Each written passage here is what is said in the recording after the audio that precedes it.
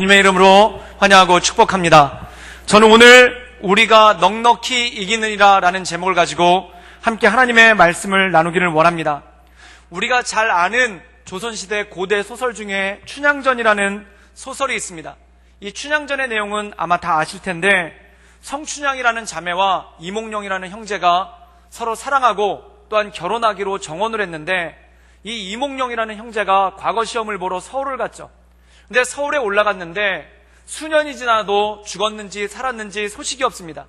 근데 그 대신에 그 마을에 변학도라는 사또가 부임을 하게 되는데, 지금으로 치는 군수 정도에 해당되는 그 정도 직분입니다. 근데 그 지역에서는 절대 권력을 휘둘릴 수 있는 그런 막강한 권한을 가지고 있는 사람이죠. 근데 이 사람이 오자마자 그 마을의 최고 미인인 성춘향한테 자기 수청을 들라고 얘기를 합니다. 즉 자기한테 시집을 오라는 얘기죠. 근데 이 성춘향이 뭐라고 반응을 하냐면은, 나는 이미 정혼한 사람, 약혼한 사람이 있으니까 시집을 갈 수 없다, 수청을 들 수 없다라고 얘기를 합니다. 그러니까 이 변학도라는 사람이 크게 분개를 하면서, 지금 이몽룡은 죽었는지 살았는지 모르는데 지금 내 눈앞에서 가장 큰 권력을 휘두르고 있는 나를 모욕하고 내 청을 거절했느냐라는 그러한 괘씸죄를 물어서 이 성춘향을 감옥에 가두고 그리고 매로 치는 그러한 일들이 생기게 됩니다. 그래서 조건을 제시한 게, 지금이라도 마음을 돌이키고 내 수청을 든다면, 나에게 시집 온다면 모든 것을 용서해 주겠다라고 얘기를 하는데, 이 춘향이는 마음을 굽히지 않고 계속 감옥에 있으면서 고초를 당하는 그러한 일이 있죠.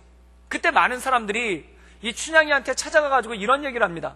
이몽룡은 수년이 지났는데 죽었는지 살았는지 모르겠고, 그리고 지금 절대 권력을 가지고 있는 변사또가 너와 결혼하기를 원하니까 그와 결혼한다면, 그의 청을 들어준다면 여기서 충분히 호의호식하면서 살 수 있는데 왜 이렇게 사서 고생하는가 라는 그러한 권면을 합니다.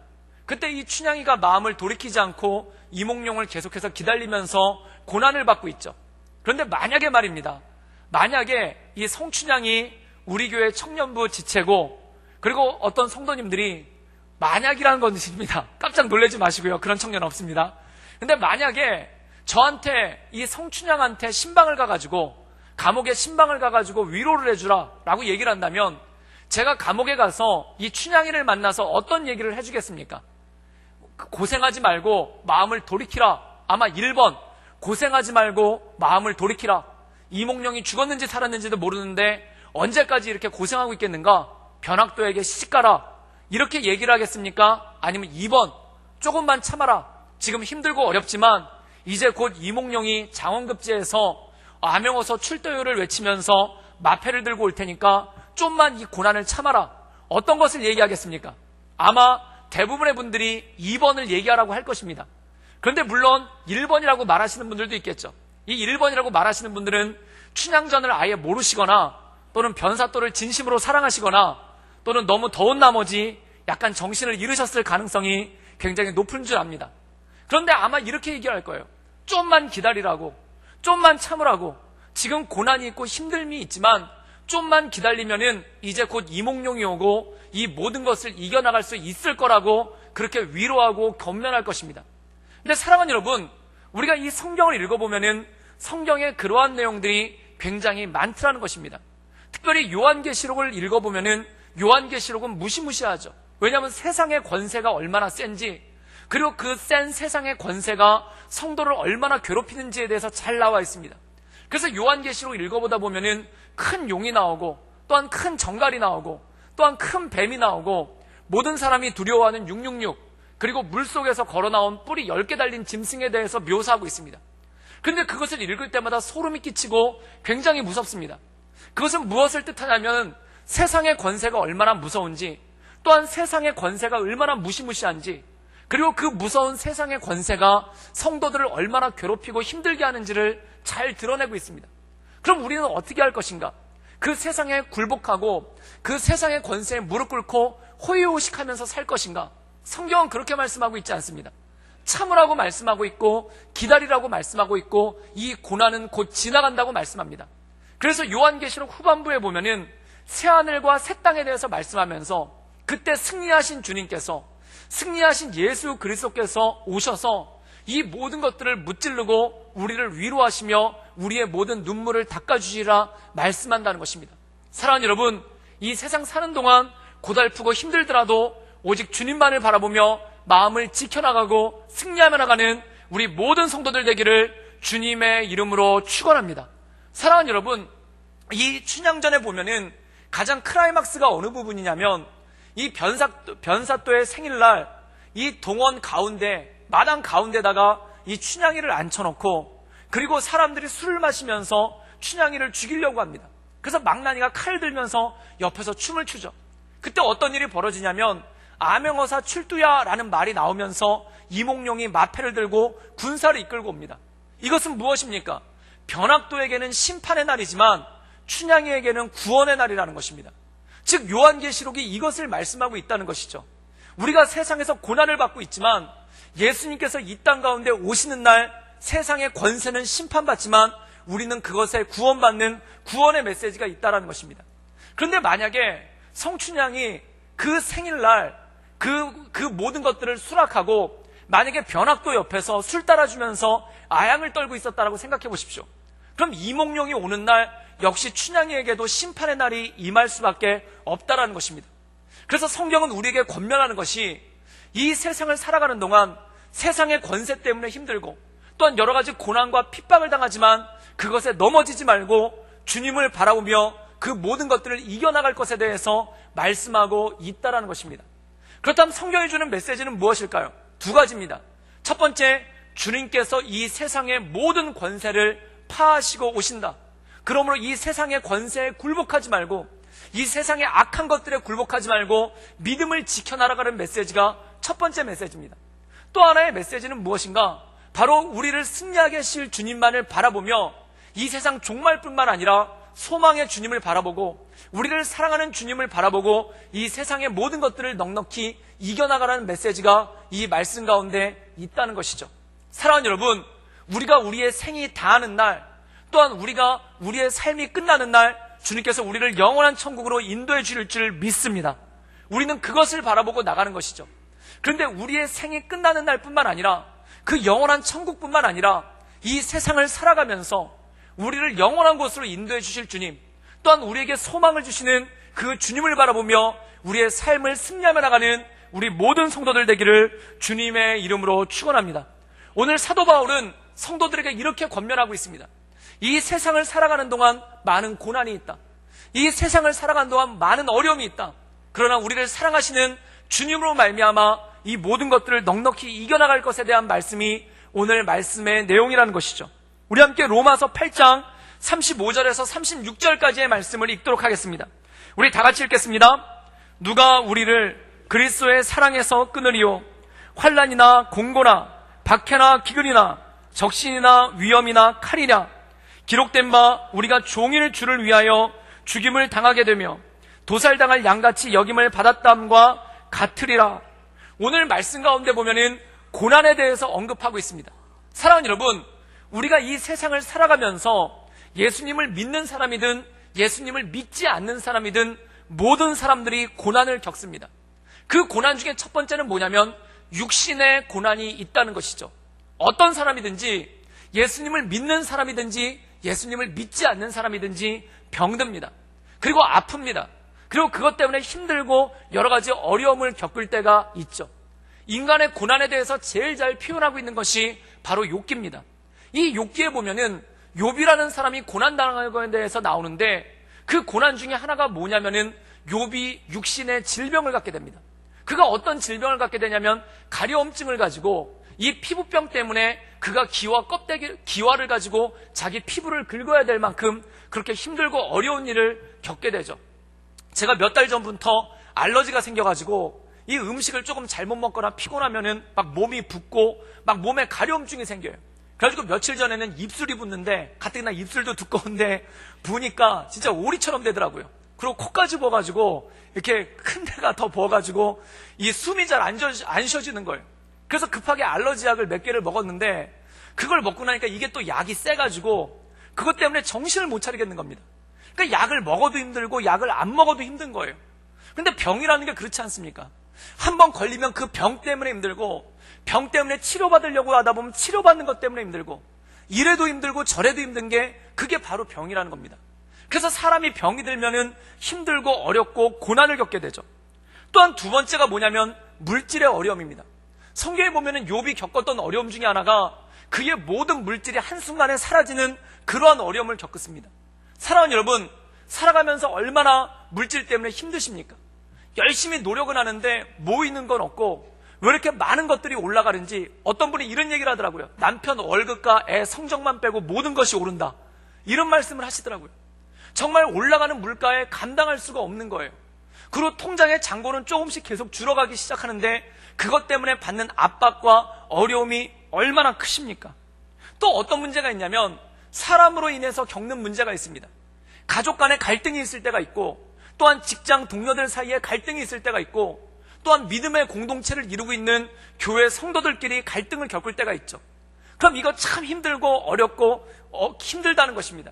그래서 사람들이 많이 겪는 고난이 뭐냐면 첫째, 건강의 고난, 두 번째, 물질의 고난, 그리고 세 번째, 관계의 고난을 겪게 될 때가 있더라는 것입니다. 사랑하는 여러분, 저는 우리 성도들 가운데 물질로 인해, 건강으로 인해, 관계로 인해 고난받고 있는 분들이 있다면 그 모든 것들을 넉넉히 이겨나갈 수 있기를 주님의 이름으로 축원합니다. 그런데 성도들에게 한 가지 고난이 더 있습니다. 그 한 가지 고난이 뭐냐면 사랑에서 받는 고난이 있다라는 것입니다. 사랑을 지키기 위해 받는 고난이 있더라는 것입니다. 제가 아까 도입할 때 이 춘향이에 대해서 얘기를 했는데, 이 춘향이가 받는 고난이 무엇입니까? 사랑을 지키려고 하다 보니까 그가 고난을 받고 어려움을 받게 되는 일이 생기는 거예요. 이 사도 바울이 성도가 받는 고난이 바로 그리스도와의 사랑을 지키기 위한, 우리의 믿음을 지키기 위한 고난이다라고 말하고 있다는 겁니다. 그래서 사도 바울이 오늘 말씀 가운데 보면은 이렇게 말씀하고 있죠. 누가 우리를 그리스도의 사랑에서 끊으리요? 이것은 무엇을 뜻합니까? 그리스도와의 사랑을 지키기 위해서, 또한 하나님을 믿는 믿음 가운데 그 사랑을 지키기 위해서 우리가 박해를 받거나 어려움을 받거나 힘듦을 겪을 때가 있다라는 것입니다. 사랑하는 여러분, 이걸 역설적으로 얘기하면 무슨 뜻입니까? 힘듦과 어려움이 있지만 이것을 지켜나가기 위해, 사랑을 지켜나가기 위해 우리가 고난을 받게 된다는 것이죠. 그래서 이것을 어떻게 표현하냐면 우리가 주를 위하여 죽임을 당할 양과 같이 되었도다. 마치 그리스도와의 사랑을 지키기 위해서 도살장으로 끌려가는 양과 같이 힘들고 고난을 겪을 때가 있다라는 것입니다. 사랑하는 여러분, 우리가 이 땅을 살아가다 보면 주님과의 사랑을 지키기 위해서, 우리의 믿음을 지키기 위해서, 하나님의 은혜 가운데 거하는 그것을 지켜나가기 위해서 고난을 받을 때가 있다라는 것이죠. 예를 들자면 이런 것입니다. 우리가 열왕기 상에 보면은 그 유명한 솔로몬의 재판이 나옵니다. 이 솔로몬이 두 여자를 데려다 놓고 재판을 하는데 그 두 여자가 뭐냐면 한 아이를 가져와서 각자가 자기 아이라는 거예요. 그래서 이 두 명의 여자가 뭐라고 얘기하냐면, 그 당시 지금처럼 유전자 검사가 있겠습니까? 뭐가 있겠습니까? 아무것도 알지 못하는데 한 아이를 갖다 놓고 서로 이 아이가 우리 아이라고 이렇게 얘기하는 장면이 나옵니다. 그때 솔로몬의 판결이 무엇입니까? 이 아기를 반으로 나눠서 여자들에게 공평하게 나누어 주어라. 이 한 아이를 반으로 나눠서 두 여자에게 공평하게 나눠 주어라 라고 얘기를 합니다.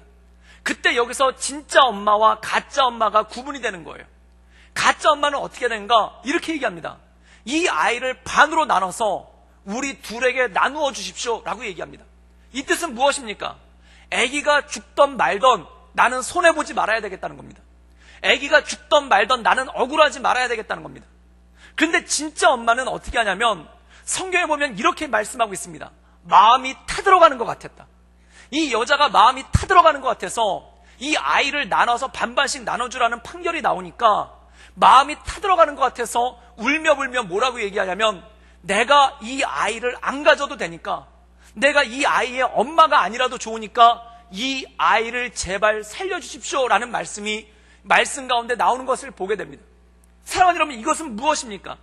이 아이를 지키기 위해서, 이 사랑하는 아이의 생명을 지키기 위해서, 이 아이를 살리기 위해서 이 엄마가 자기의 억울함을 감수하고, 자기의 힘듦을 감수하고, 자기의 원통함을 감수하고, 자기의 눈물남을 감수하고, 심지어 엄마의 자격과 명예까지 다 내려놓는 거예요.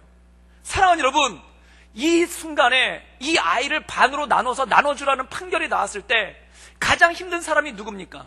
가장 고통받는 사람이 누굽니까? 가장 고난 가운데 있는 사람이 누굽니까? 바로 이 아이를 가장 사랑하는 진짜 엄마가 가장 힘들고 어렵고 고통 가운데 있다는 것입니다. 사랑하는 여러분, 이 아이를 사랑하지 않는 가짜 엄마는 오히려 그걸 즐거워해요. 왜 그렇습니까? 아이가 죽던 말던 나는 손해 안 보면 되고, 아이가 죽던 말던 나만 안 억울하면 되는 거예요. 근데 진짜 엄마는 아기를 살리기 위해서 자기 손해를 감수하고, 아기를 살리기 위해서 자기 억울함을 감수하고, 아기를 살리기 위해서 자기의 엄마됨의 권리까지 모든 것을 내려놓는 것이 바로 진짜 엄마라는 것입니다. 사랑하는 여러분, 우리가 이 세상을 살아갈 때 내가 뭔가 사랑하는 것을 지키기 위해서, 또한 내가 사랑하는 것을 유지하기 위해서 우리가 고난받을 때가 얼마나 많이 있습니까? 우리가 우리나라 교회사에 보면은 굉장히 아름다운 역사들이 많은데, 그 중에 하나가 전라북도 김제에 있는 금산교회라는 교회가 있습니다. 이 교회는 역사적으로 100년이 넘었어요. 근데 이 교회가 단지 오래되었던 것만은 가지고 역사적인 유산이 있는 게 아니라 이 교회에 관한 아름다운 스토리가 있습니다. 그 이야기가 뭐냐면 1900년대에 테이트라는 미국 선교사가 이 전라북도 김제 지방에 가서 복음을 전합니다. 그때 누구를 전도하냐면은 조덕삼이라는 사람을 전도하게 되는데, 이 조덕삼이라는 사람이 굉장히 큰 부자예요.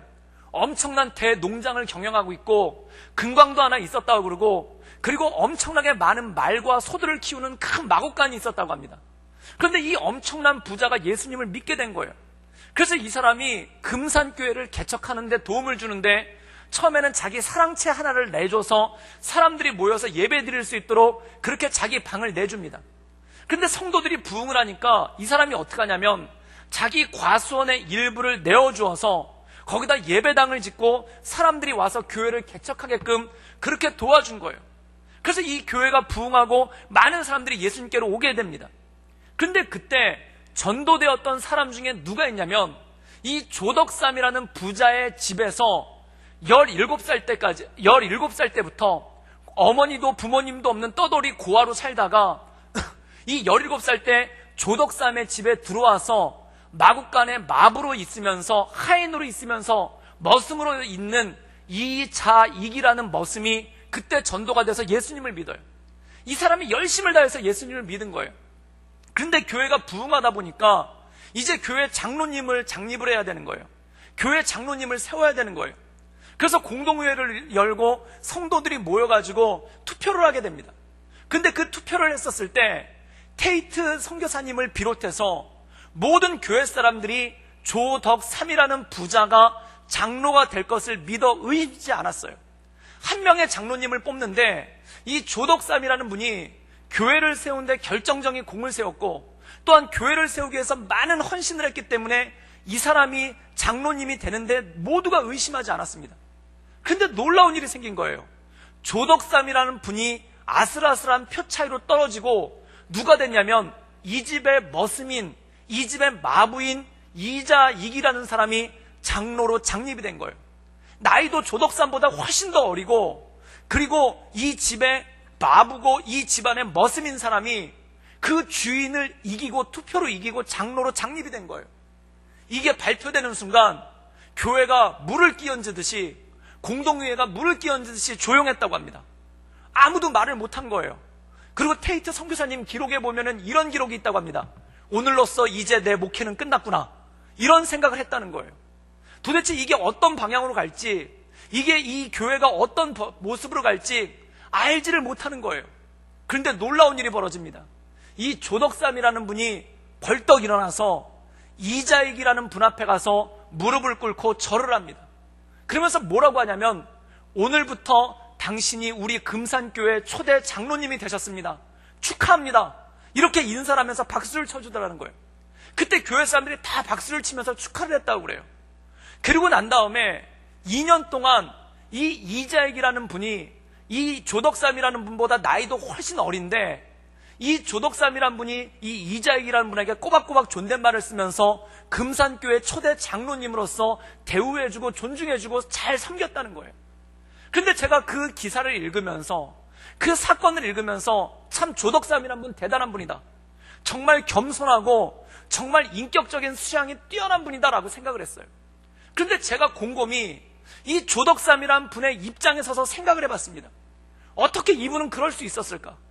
여러분, 그 투표 결과가 나왔을 때 가장 먼저 조덕삼이라는 분 마음 가운데 들었던 생각이 무엇이겠습니까? 처음에 당황스러웠겠죠. 그 다음에 어떤 생각이 들었을까요? 굉장히 수치스러웠겠죠. 그리고 굉장히 창피했겠죠. 그리고 굉장히 굴욕적이지 않았겠습니까? 자기 하인한테 표 차이에서 졌다니까 얼마나 굴욕적이고 수치스럽고 그리고 마음 가운데 당황스러웠겠습니까? 그 다음에 나오는 생각이 뭐냐면 교회 성도들에 대한 배신감 그리고 거절감, 이런 것들이 마음을 얼마나 지배하고 있었겠습니까? 그럼 그런 마음을 가지고 할 수 있는 게 무엇일까요? 그런 마음이 마음 가운데 지배했을 때 그가 할 수 있는 것이 무엇일까요? 아마 저 같았으면 이랬을 거예요.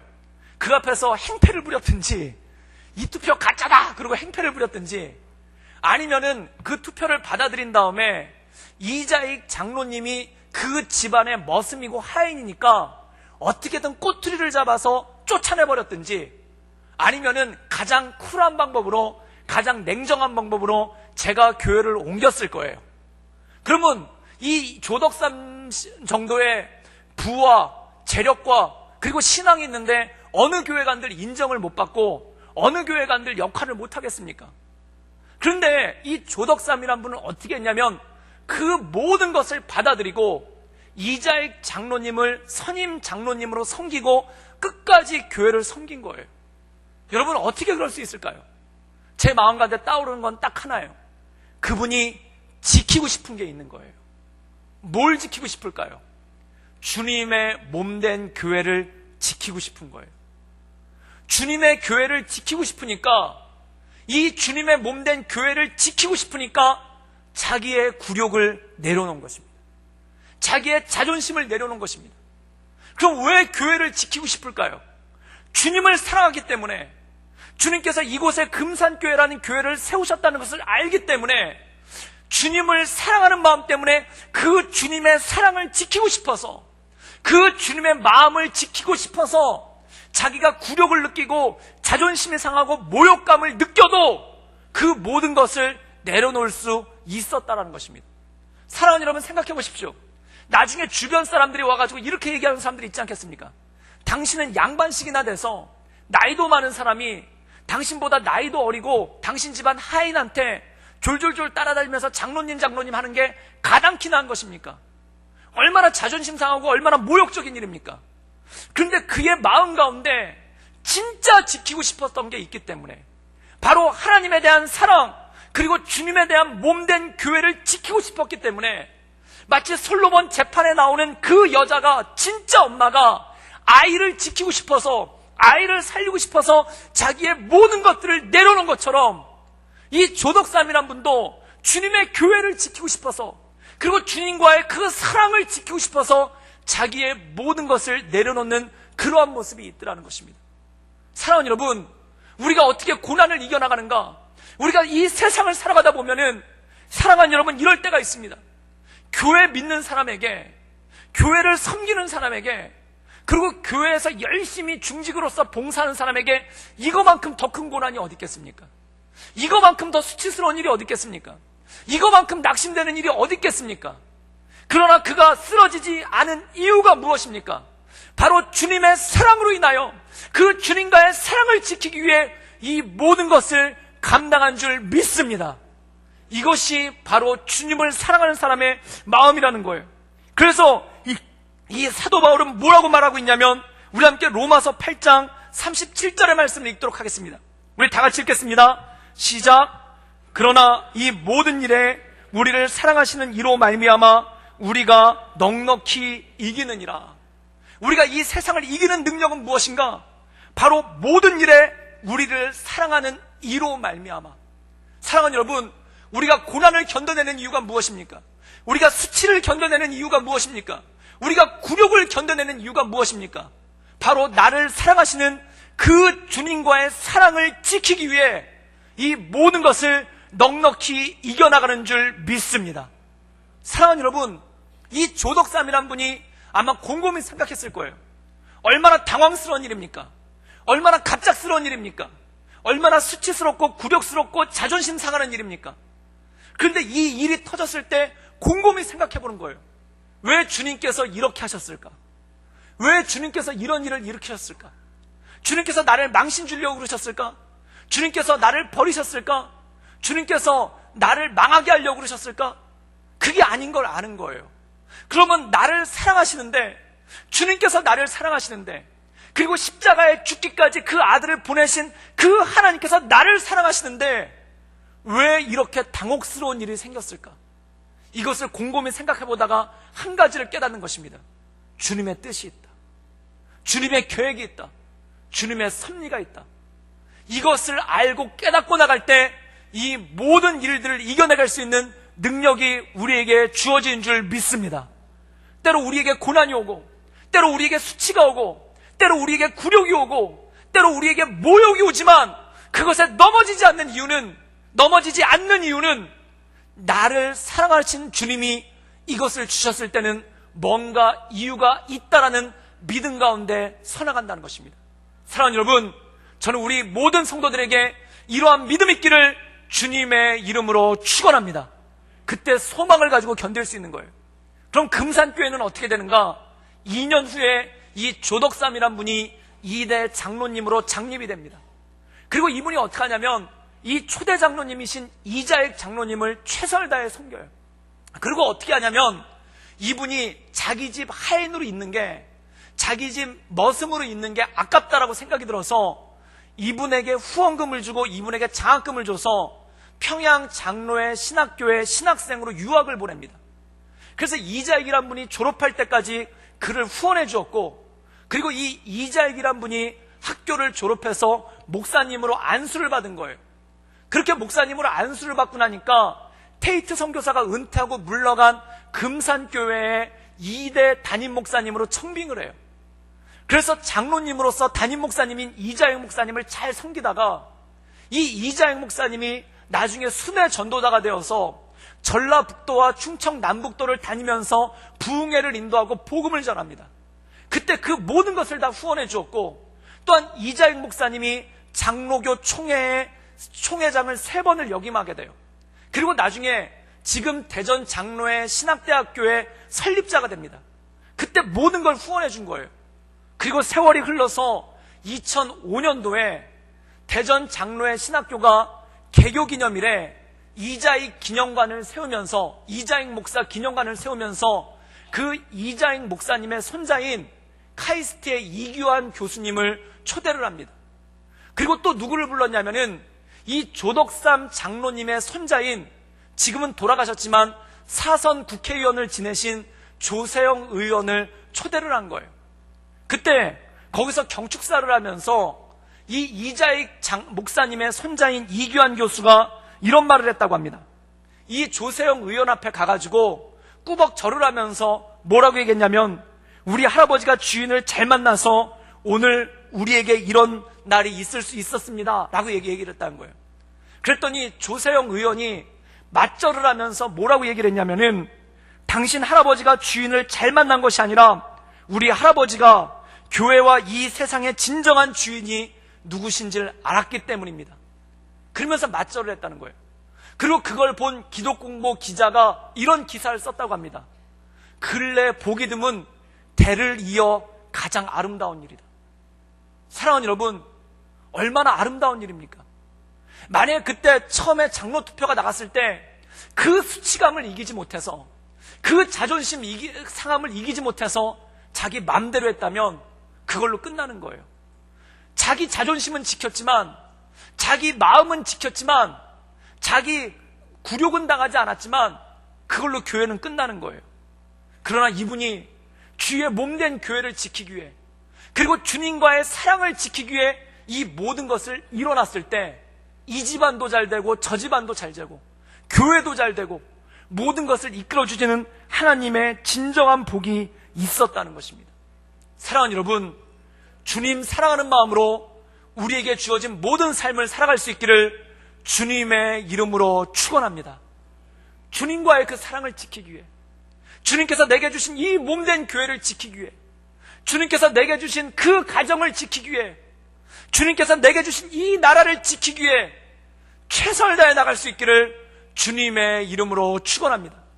그것을 지키기 위해 내 자존심을 내려놓는 것, 그것을 지키기 위해 내가 굴욕당하는 것, 그것을 지키기 위해 내가 모욕당하는 것, 이것이 때로 고난일 때가 있어요.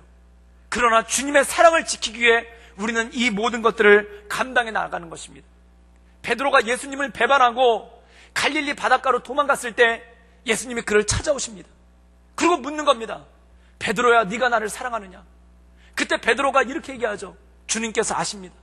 그렇다면 내 양을 먹이라. 그런데 그 사랑을 지키기 위해, 그때 나를 찾아오셨던, 배신한 나를 찾아오셨던 그 주님의 사랑에 감사해서 그 사랑을 지키기 위해 평생 베드로가 주님의 양다를 먹이며 주님의 복음을 전하며 주님의 교회를 섬기며 그의 목숨을 걸지 않습니까? 성도의 삶이 그렇다는 거예요. 나를 사랑하셔서 십자가를 지신 그 주님, 나를 사랑하셔서 이 땅 가운데 오신 주님, 그 주님과 나와의 사랑을 지키기 위해 나를 내려놓으며 주 앞에 나가는 것, 그것이 바로 우리의 삶이고 우리의 믿음인 줄 믿습니다. 제가 너무나 사랑하고 존경하는 목사님이 계세요. 먼저 교회에 섬기던 교회 담임 목사님인데 이분 지금 돌아가셨어요.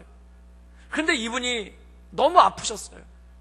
얼마나 아픈지 간암 수술을 5번 이상을 하시고 신장도 안 좋아가지고 이틀에 한 번씩 투석을 받으셨어요. 제가 의사 선생님께 들어보니까 간과 심장이 동시에 안 좋으면은 이미 수명이 경각에 달린 거라고 그러시더라고요. 왜냐하면 몸의 독소를 제거할 수 있는 게 간과 신장인데 간과 신장이 안 좋으면 몸의 독소를 제거할 방법이 없다는 거예요. 그러니까 이분이 그렇게 고통을 당하시고 고혈압과 당뇨 때문에 고통당하시고 또한 심장병이 있었어요. 온몸이 움직이는 종합병원이에요. 그분이 키가 크시고 키가 180이 넘었어요. 제가 청년 때 그분이 교회 마당을 버버리 코트를 입고 나가는 걸 보면서 목사님 정말 멋있다. 키가 훤칠하신데 그 연세에 딱 무릎까지 오는 코트를 입고 지나가는데 그게 그렇게 멋있었어요. 제가 청년 시절에 봤을 때. 그런데 나중에 간암 수술 5번을 받고 오셨는데 정말 육신이 깡마르고 웅크러지고 쪼그라든 거예요. 그 힘든 모습으로, 그 어려운 모습으로 교회에 오셔가지고 많은 목회자들을 모아놓고 딱 한마디를 하시는 거예요. 여러분, 우리 주님 사랑하는 마음으로 열심히 일합시다. 우리 주님 사랑하는 마음으로 열심히 사역합시다. 딱 그 한마디 하신 거예요. 그리고 그분은 자기 몸이 다 쪼그라들도록, 자기 몸이 다 말라 비틀어지도록 진짜 주님 사랑하는 마음으로 최선을 다해서 목회하셨어요. 그래서 66세에 하나님의 부르심을 받았는데 돌아가시기 직전까지 이 설교 강단에서 설교하시고 주일날 저녁에 뇌출혈로 쓰러지시고 아침에 소천하셨어요.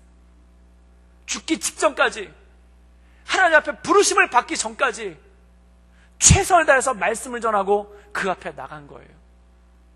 사랑하는 여러분, 우리 주님 사랑하는 마음으로 열심히 삽시다. 우리 주님 사랑하는 마음으로 우리 주님의 몸된 교회 열심히 지켜나갑시다. 우리 주님 사랑하는 마음으로 주님께서 내게 주신 가정 잘 돌봅시다. 사랑하는 여러분, 그리고 우리 주님 사랑하는 마음으로 이 나라와 민족을 위해 기도하며 나가는 우리 모든 성도 되기를 주님의 이름으로 축원합니다. 우리 성도들은 고난받습니다. 왜 고난받을까요? 그 사랑을 지키기 위해, 이 주님의 사랑을 지키기 위해 우리가 이 고난의 길에 접어선 겁니다. 사랑하는 여러분, 베드로가 네가 나를 사랑하느냐? 그렇다면 내 양을 먹이라. 이 사랑을 지켜나가기 위해 그의 평생을 다 썼던 것처럼 우리도 나를 사랑하시는 주님, 나를 위해서 십자가에서 죽으신 그 주님의 사랑을 지켜나가기 위해, 나를 찾아오신 그 주님과의 사랑을 지켜나가기 위해 열심히 이 세상을 살아가는, 모든 고난을 넉넉히 이기며 살아가는 우리 구덕교회 모든 성도들 되기를 주님의 이름으로 축원합니다. 이 시간 함께 기도하며 나가기를 원합니다. 함께 기도하기 원하는 것은 우리의 입술을 모아, 우리의 목소리를 모아 함께 주님께 기도하며 나가기를 원합니다. 함께 기도하기 원하는 것은 주님, 주님 사랑하는 마음으로 열심히 살게 하여 주시옵소서. 주님 사랑하는 마음으로 이 사랑을 지키기 위해 때로 고난받기도 하고, 때로 자존심 상하기도 하고, 때로 낙심되기도 하지만 그것에 마음이 무너지지 않으며 오직 주님 사랑하는 마음으로 우리가 열심히 잘 살아갈 수 있도록 주님 우리를 도와주시고 우리를 인도하여 주시옵소서. 우리 다 같이 간절한 마음으로 우리 입술을 모아 주께 기도하며 나아가겠습니다. 함께 기도하시겠습니다. 늘 언제나 살세 역사하신 주님, 주님만을 바라보며 하나님의 은혜 가운데 나가기를 원합니다. 주님, 우리의 심령을 지켜주시고 우리의 마음을 새롭게 하여서 하나님의 인도하신 가운데 나가기를 원하오니, 주여 날마다 우리의 심령 가운데 하나님의 은혜와 권능을 더해주시고 하나님의 이끄신 가운데 늘 온전함으로 주 앞에 나가기를 원하오니, 주여 이끌어 주시옵소서. 주님 사랑하는 마음으로 최선을 다해 살게 하시며 하나님의 은혜 가운데 거하게 하시며 하나님의 인도하신 가운데 나갈 수 있도록 주님 우리를 붙들어 주시고 우리를 인도하여 주시옵소서. 하나님의 은혜와 은총을 덧입혀 주시옵소서. 늘 언제나 살세 역사하신 주님,